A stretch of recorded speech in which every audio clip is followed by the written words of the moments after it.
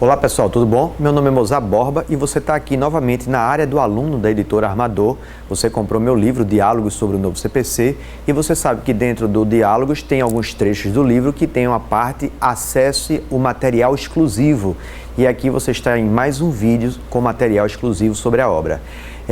O que nós vamos trabalhar aqui nesse vídeo? Contagem de prazos. Você terminou lá o capítulo e eu dei algumas sugestões sobre contagem de prazo e aqui eu quero que você visualize isso, ok? A contagem de prazo no novo CPC teve uma mudança brusca em relação ao Código de 73 e eu costumo dizer que é uma coisa que afeta o dia a dia de advogados, de promotores, dos servidores, do juiz, porque você não está brincando com qualquer coisa, você está brincando com prazos processuais que podem gerar sanções processuais, se é um prazo próprio, se é um prazo impróprio. O que eu quero que você nunca mais erre? Eu vou tentar lhe mostrar a minha forma de raciocinar a contagem dos prazos. Primeiro, começa com essas 4 etapas daqui. Quais seriam as 4 etapas? Primeira etapa.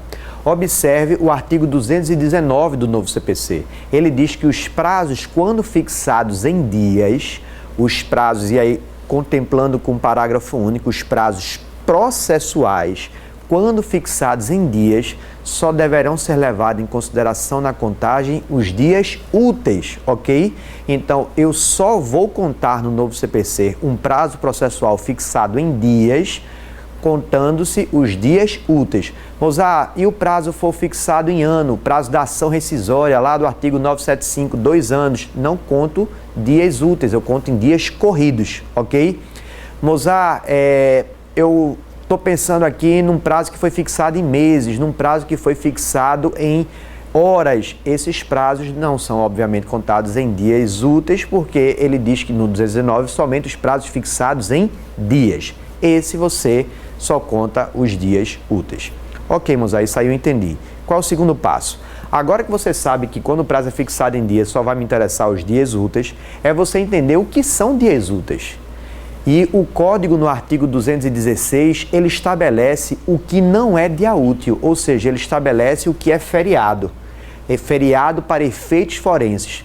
Mozart, quais seriam os feriados para efeitos forenses? Se você for lá no artigo 216, ele diz que são feriados para efeitos forenses. Ele fala os dias declarados por lei, dias declarados por lei. Ele fala dos sábados e dos domingos. Perceba, sempre existia uma controvérsia, né, no código anterior se sábado era ou não era dia útil. O código 73 dizia que o sábado não era dia, no Código 73, o sábado era dia útil, apesar de a gente não ter normalmente expediente forense. O Código anterior, o Código 73, dizia lá no artigo 175 que não são dias úteis os dias declarados por lei e os domingos, porque seriam considerados feriados para efeitos forense. O sábado, então, no Código 73 não era, o sábado no Código 73 era dia útil, mas no Código de 2015, o sábado ele passa a ser tratado como um dia não útil, ele passa a ser tratado como sendo um feriado para efeitos forense. E além disso, também os dias em que não houver dias sem expediente forense. Então, para o novo CPC, são feriados, portanto, não são dias úteis, dias declarados por lei, 1º de maio, 25 de dezembro, 7 de setembro, 15 de novembro, os feriados nacionais, por exemplo, os sábados e os domingos, e os dias em que não houver expediente forense. Se disse que na quarta-feira pós-carnaval não vai haver expediente forense, então, para efeitos legais, ele será considerado um feriado. E se ele é considerado feriado, ele é considerado dia não útil, então ele não entra na contagem do prazo. Recapitule comigo. Primeira etapa, saber que os prazos fixados em dias, os prazos processuais, só vai me interessar os dias úteis. O que são dias úteis? O que não for feriado. Não diga de segunda a sexta, porque pode ser que numa segunda não haja expediente forense, pode ser que numa quarta seja feriado, dia declarado por lei. Então, o que são dias úteis? O que não for feriado. E então, o que são feriados, Mozart? Os dias declarados por lei, os sábados e os domingos e os dias em que não houver expediente forense. Ok, Mozart, então já formei o raciocínio que eu tenho que fixar quais são os dias úteis, eu já sei que feriado não é dia útil e o que mais? Agora, para você não errar uma contagem de prazo, você tem que identificar o que é o dia de começo. É aqui que normalmente o aluno tem uma certa dificuldade, porque o dia de começo não é o dia para o início da contagem do prazo. Na verdade, você primeiro identifica qual é o dia de começo, que está lá no artigo 231, dizendo o que é o dia de começo.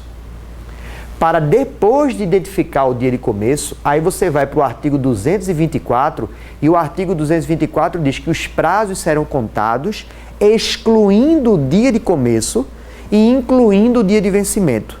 Então, por que eu tenho que identificar qual é o dia de começo? Porque é esse dia que eu vou excluir. Eu tenho que identificar o artigo 231, que para mim é um dos artigos mais importantes do novo CPC, apenas para saber que esse artigo 231 me diz qual é o dia de começo. E o dia de começo eu excluo nos termos do artigo 224. Então, olha o raciocínio: 219, dia útil.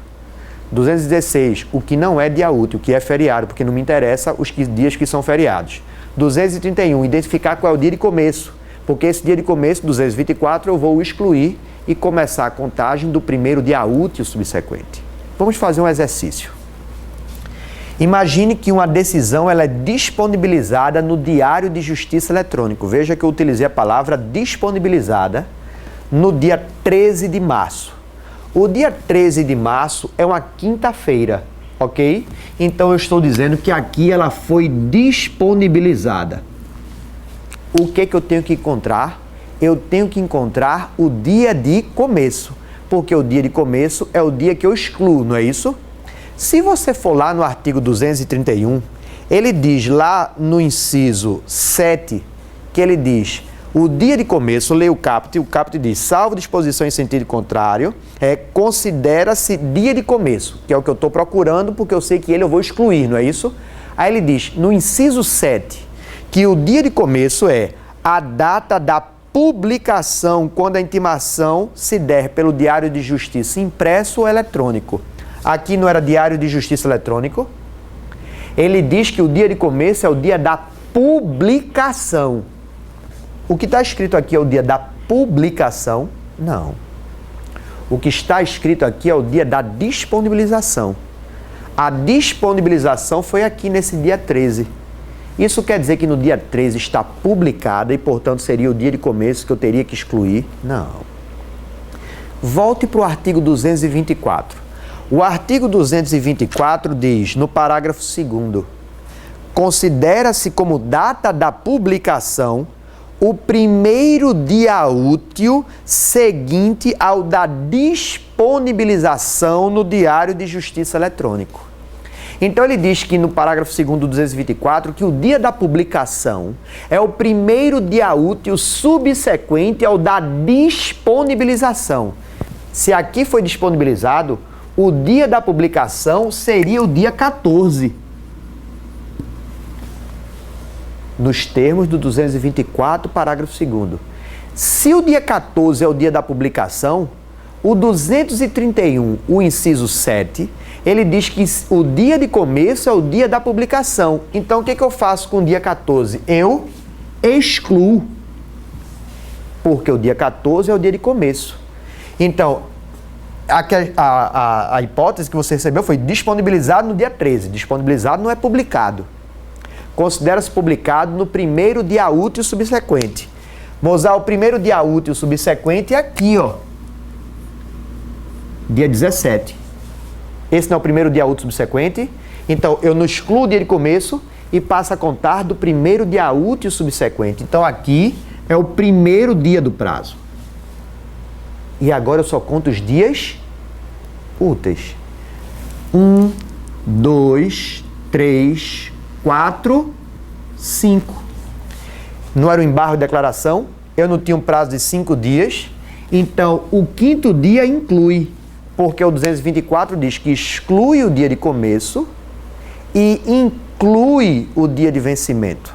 Então, a sexta-feira seria o último dia para que eu opusesse os embargos de declaração.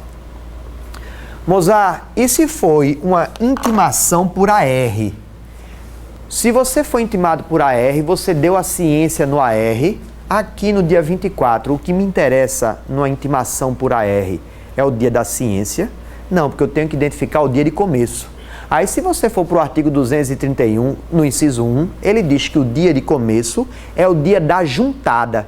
Então, se a juntada do AR ocorreu aqui, esse é o dia de começo. O que eu faço com o dia de começo? Eu excluo o dia de começo e passo a contar do primeiro dia útil subsequente. A dinâmica é sempre essa. Então, eu identifico que eu só vou contar os dias úteis quando o prazo for em dias. Segundo, eu tenho que lembrar que o que é dia útil? O que não é feriado para efeitos forenses e são feriados. Os dias declarados por lei, os sábados, os domingos e os dias que não houver expediente forense. Eu tenho que identificar o dia de começo, que é o dia que eu excluo. E, uma vez excluído o dia de começo, passa a contar do primeiro dia útil subsequente, que é o 224. Uma questão muito interessante é porque a maioria dos processos são hoje eletrônicos. E aí você tem vários sistemas, você tem o processo judicial eletrônico PJE, você tem o CRETA. E nesses processos eletrônicos você se cadastra previamente. E quando você se cadastra, você é notificado de que houve uma movimentação no processo. Naquele processo que você estava cadastrado. É o famoso sistema PUSH. O sistema PUSH, ele avisa que houve movimentação naquele processo. Veja, não confunda isso com a intimação pelo Diário de Justiça Eletrônico, que a gente acabou de ver. O que eu estou lhe dizendo agora é que você foi comunicado de que houve movimentação naquele processo que você está cadastrado. Para essas situações, existe uma lei específica, que é a Lei 11.419 de 2006. A Lei 11.419 de 2006, ela estabelece o seguinte lá no artigo 5º, que quando você é avisado de que houve movimentação naquele processo que você está cadastrado, você tem um prazo de 10 dias para acessar o processo eletrônico, para se dar por citado, intimado, para que você realmente tenha ciência do que está acontecendo. Porque o PUSH, ele não te diz o que aconteceu no processo, ele apenas avisa que houve movimentação naquele processo que você está cadastrado. Aí a primeira discussão que existe é, esses 10 dias são 10 dias úteis também? Porque é um prazo fixado em dias, Mozart. Penso que não, porque além de ser uma lei especial, ele expressamente, o código, ele manda você se reportar à lei específica. E segundo, é que lá no artigo 5º ele diz expressamente no parágrafo que serão contados em dias corridos.